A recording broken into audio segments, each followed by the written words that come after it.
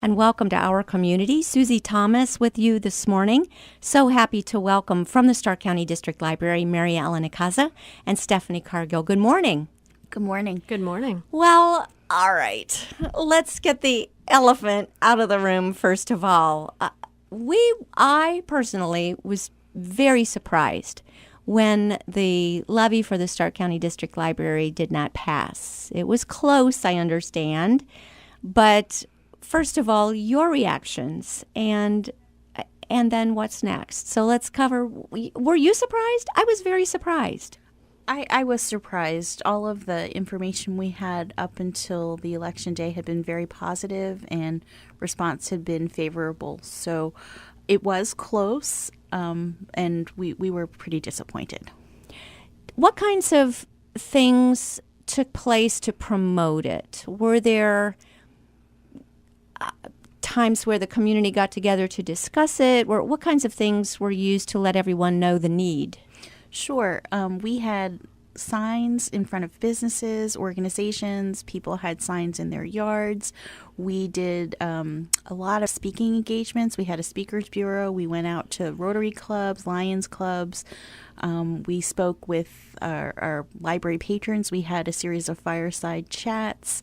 We did a lot of advertising on Facebook, on Instagram, and we also had printed material that was sent out to residents' homes. So we had a couple of mailers that emphasized what kind of work we were doing in the library and how we were going to use the levy. So when you're so involved in it like that, and you're involved and you have the fireside chats and the people in favor of it come and attend, and I guess the people who are not so in favor of it stayed home, because you start to feel like everything's going to go pretty smoothly.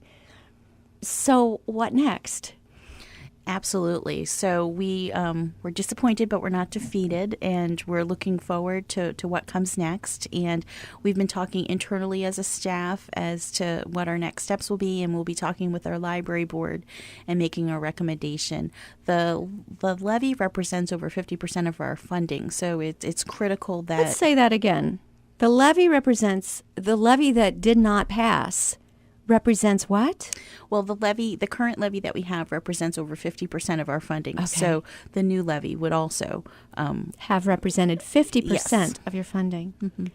So do you have to make cuts? At this point in time, we do not have to make any cuts to our hours, services, or programming. Our operations can continue as they are. This current levy that is still in place will expire at the end of 2019. So no cuts to services at this point. I've heard all feedback is good feedback, even if it's negative feedback, because it kind of gives you an idea into the mind of the voter. Pretty hard to get into the minds of the voters.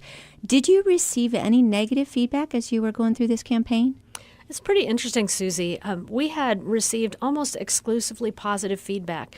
There were a few voices that we heard with some negative feedback, but almost exclusively positive. So when we headed into the election, we felt really optimistic about the outcome, and we were all pretty shocked and very disappointed when it didn't come out. Of course, like I said, we can't read their minds, but some people feel like libraries are where you go check out books. And you can get so many things online now. Do we really need a traditional library anymore? And that person probably hasn't stepped inside a library lately because there's so many different things going on. Let's talk about exactly what you do. Yes, I would have to say that is a sentiment that a lot of people have. That is a complete stereotype of libraries, and I think it's because, just like you said, they haven't been inside a library since their childhood, perhaps. But a library is so much more than a collection of books. We certainly do have collections of materials, but we provide access to people. We provide access to rich resource materials. We provide access to popular reading materials. We provide access to technology. We help to bridge the digital divide. People might not have internet access at home. They might not have computers. Everyone is welcome at our libraries to come in to use our computers, to use our Wi-Fi, to use our internet access, and we are a place of lifelong learning. We offer a number of different programs for children to help them get ready to read, to enter kindergarten.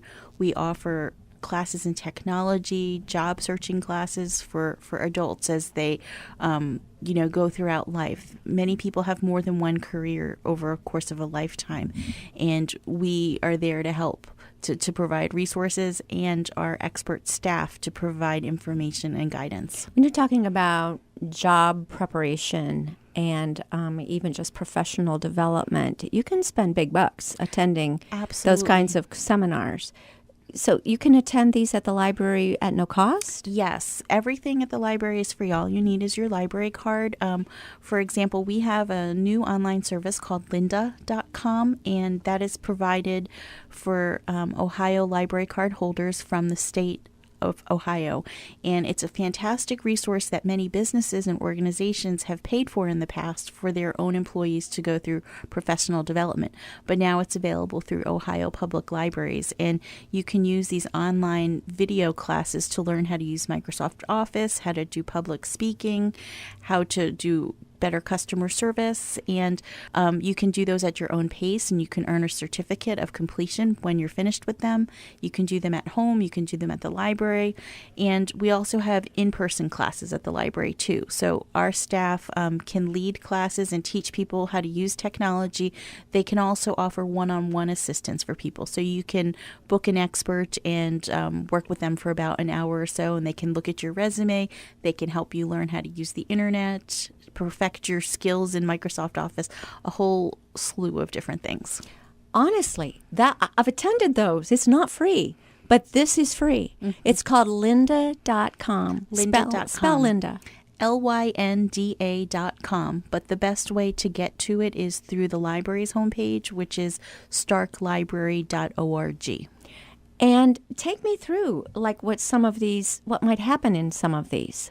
Is how long of a series of trainings are, say, the technology? So they all vary in length, and they don't all have to be completed in one sitting. Oh, so that's good. you can start one and do a lesson on how to save a document, and then you could press stop and log back in later, and then you could do another session on how to do mail merges and stop. And it keeps track of your progress as you go along, and I think that's great for somebody who is trying to develop themselves professionally, and they can do so at their own pace, in between going to work, going to school, whatever their schedule includes. It seems to me that employers would want to use some of this with their employees just to bring them up to speed. As we've been traveling through the community and going to chambers of commerce and Rotary meetings, I've had several businessmen tell me that they had no idea that they could get this for free and that they were going to use this because they're investing thousands of dollars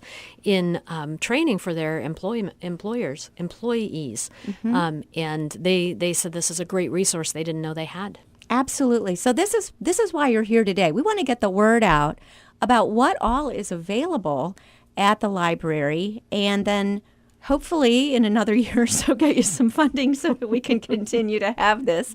But yeah, it seems to me that employers have a portion of their budget, thousands and thousands of dollars set aside for professional development for their employees, just to keep everybody up to speed.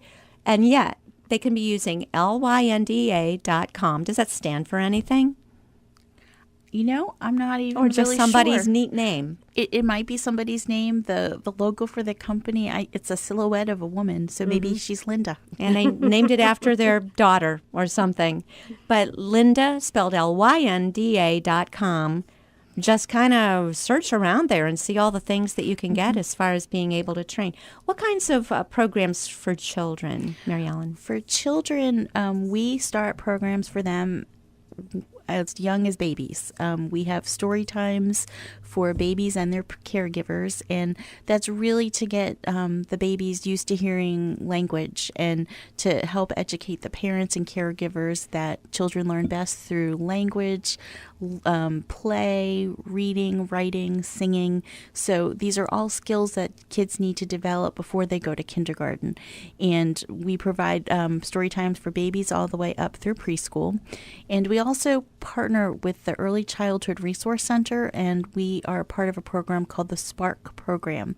And in that program, we have staff that visit the homes of 3 and 4-year-olds to help them get ready for kindergarten. So they're working with those kids and their parents on a monthly basis, teaching them how to do learning activities so that they are more ready to learn how to read, and also working with their parents too and coaching them how they can become advocates for their children in their education. I would think teachers would get back to you with all kinds of feedback. Have you heard back from kindergarten teachers in particular on how ready students were when they arrived? I understand that the test results show that children that go through the Spark program come in ready to learn. And is that aimed for any particular socioeconomic group, or is that just geared for everybody who's got maybe a little bored 4-year-old that they need to keep, excited? We partner with very specific schools. Canton City is one of our biggest partners in the school district, and not necessarily towards a specific socioeconomic area, but those are the schools we partner with. Canton City, we partner with Plain. Tuslaw, Mary Ellen, is that I right? think so. I'm drawing a blank. Yeah, me too. We'll give you a break. You've been here 4 months. So, and we're going to talk about that as well. You're doing extremely well for a new gal on the block. One of the other things, going back to training, Mary Ellen touched on the one-on-one resources that we have at the library. We have tech trainers who work with people in increments of 30-minute to 1-hour sessions to learn things like, how do I use my smartphone?